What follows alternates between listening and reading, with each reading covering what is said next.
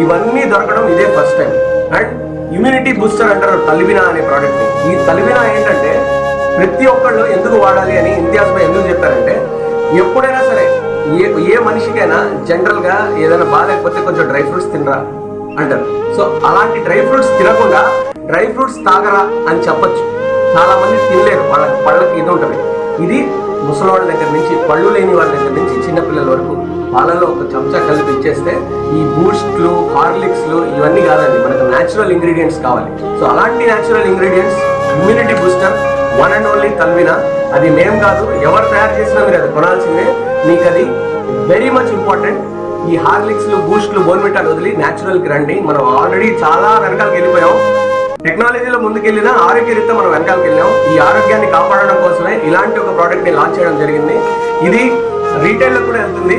దయచేసి హోల్సేలర్స్ ఎవరైతే ఉన్నారో, షేక్ అస్మతుల్లా ఇది ఎవరైతే పెట్టారో మా అన్నగారు, సో ఆయనే దీనికి వెనకాల వెన్నుపూసగా నిలిచి దీన్ని తీసుకురావాలి.